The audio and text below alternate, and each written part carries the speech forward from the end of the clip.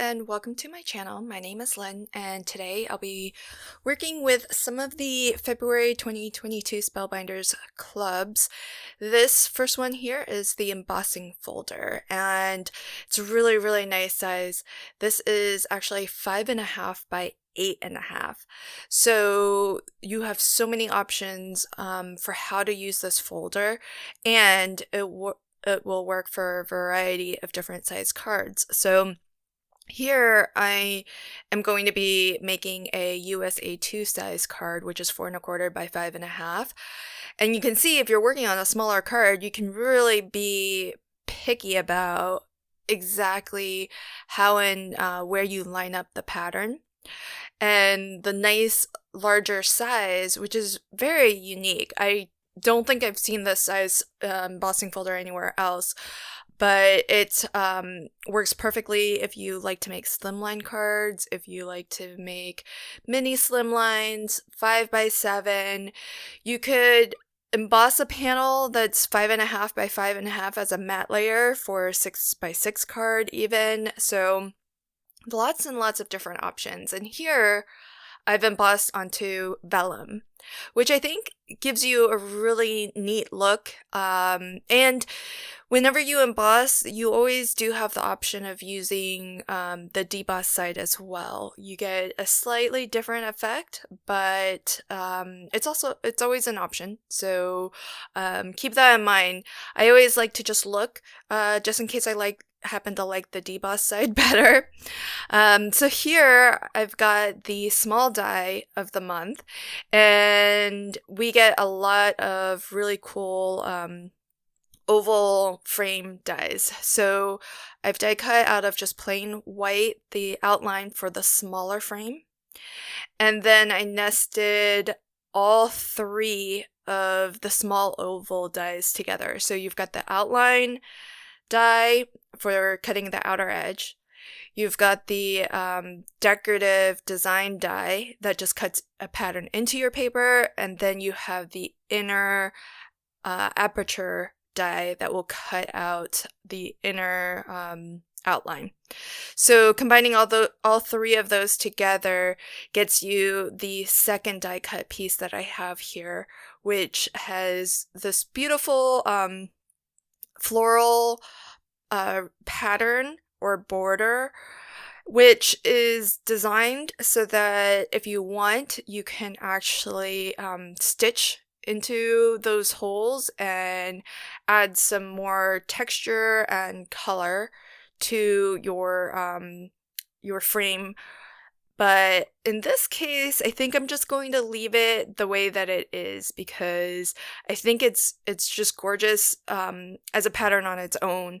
And so if you are looking at stitch dies and you're not one to want to do any stitching, or you just think it's too much work, these are beautiful patterns, on their own, even without the stitching. So don't let the fact that it's maybe designed to be used so that you can stitch through there, don't let that sort of dictate the only way that you can use these dies, because certainly that's an option, but not a requirement.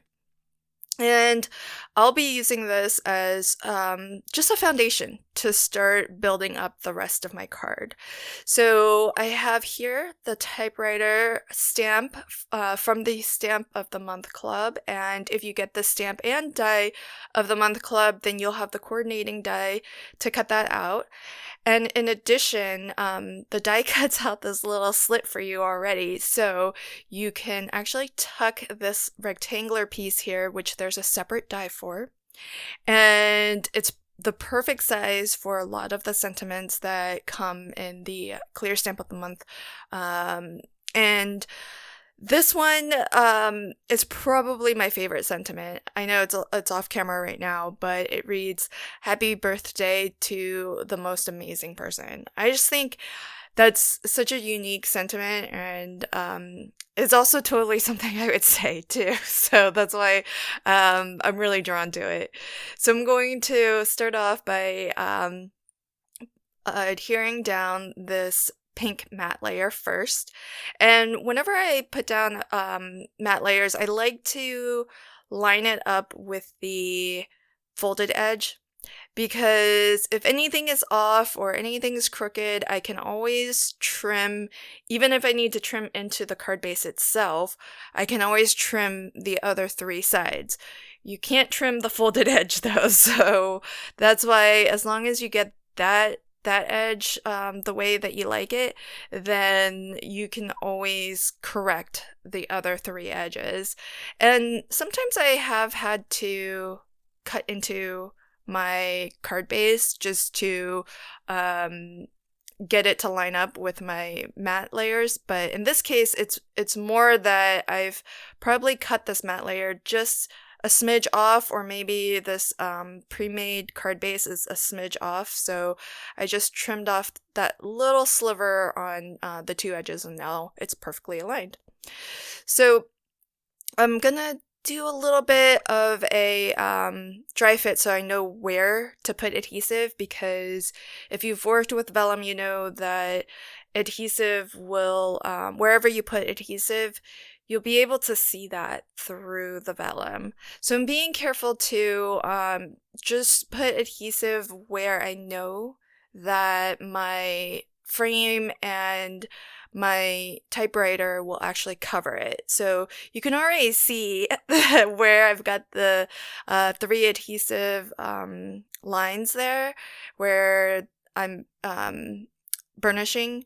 So that's not going to get any more clear as that glue dries, because it is just a dry adhesive tape runner. So you want to be careful to only put adhesive where it's going to be hidden by something else, and that will leave the rest of that vellum free. So that is one of the trickier things when working with vellum, is there's going to be a fair amount of it that's not going to be stuck down to your card. So I think afterwards, off camera, I tacked down the bottom 2 corners with just the smallest little dot of liquid adhesive, just so that it doesn't bend up at the bottom there. But otherwise it's mostly free from adhesive, except for where I've laid down that initial 3 stripes. So I'm gonna go ahead and get my oval frame adhered onto my card now, and whatever adhesive you do tend to use, burnishing will help make sure that, 1, it makes really good contact with the paper, but 2, a lot of times it helps actually improve the performance of your adhesive. And with vellum, I often use a dry adhesive as opposed to a liquid adhesive, because sometimes, I don't know if it's because of the type of vellum that I'm using, but if I use liquid adhesive, sometimes it does tend to warp and wrinkle on me. So I've just stuck to dry adhesives. And to adhere my typewriter down, I'm actually going to use this low profile foam that I have. It's only 1 millimeter thick. So I'll, a little bit later, I'll show you a comparison between this and the adhesive that actually comes in the Spellbinders club kits of the month, or the card kit of the month. And you'll see just how thin this low profile foam is compared to that, just as a reference, if you're familiar with the foam squares that come in the card kit of the month. And because I'll actually use those foam squares to put behind this sentiment piece here. But before that, I'm gonna put a little bit of liquid adhesive so that I can tuck this in and attach it to my typewriter, so that all of this is just one piece. For the coloring on my typewriter, I did use Copic markers, and If you are interested in the exact marker shades, I'll leave that in the description box below. But here's a comparison. So on the right there, that was my low profile foam, and on the left is the foam squares that you often see in the Spellbinders card kits of the month. And I'm going to peel off these squares and line them up across the top of the sentiment, or that little piece of paper that's coming out of the typewriter. And the reason that I'm giving this more height than the rest of my typewriter is because I like the look of it sort of looking like it's coming, sticking up out of the typewriter. So I kind of want it to have a little bit more lift than the typewriter itself. And so I'm gonna just dot on some liquid adhesive, and that's more so that if I need to kind of nudge this around a little bit as I place it, then I have that little bit of wiggle room with the liquid adhesive. The adhesive on the foam that I have does tend to grab pretty well, so I like to use a little bit of liquid adhesive when I know that I might need that little bit of wiggle room. But you can see here how there's just a little bit more lift behind the piece of paper. It's a very slight angle, and if I had to do it over again, maybe I would actually double up on those foam squares. But then, I worry about whether it would be so thick that I'd have to pay extra for shipping. But I do like that little bit of extra height there behind the sentiment. And now what all that's left is actually to arrange some florals. So I've gone ahead and I've stamped out and used the coordinating dies from the stamp and die of the month. And there are in the stamp set itself, there are several different foliage stamps.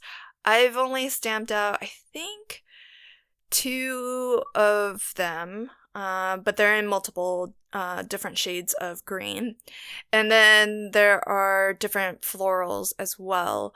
There's a lot of different flowers that you can choose from, but because the foliage that I chose, they are solid stamps, and I've stamped them out with colored inks. I chose the flower that from the stamp set that is sort of in that same design where it's a solid stamp, so that it looks like everything is sort of the same artistic style, whereas some of the other floral stamps are really, really pretty, but they are an outline stamp where you would probably want to color them in, and they would have that black outline. So I didn't think that would work quite as well with the look that I was trying to create on this card.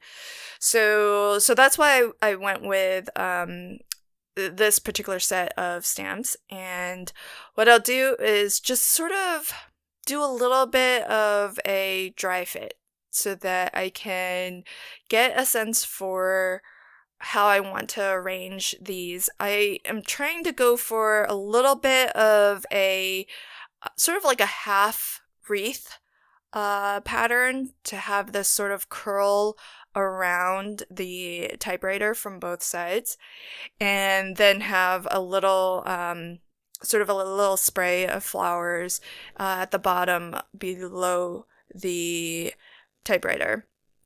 And it's a little bit challenging because I'm actually only going to end up using one foliage stamp, but because it only curves in the one direction, I'm gonna have to be a little bit creative about how to angle it to get it to look like it's actually going to curve around both the left side and the right side.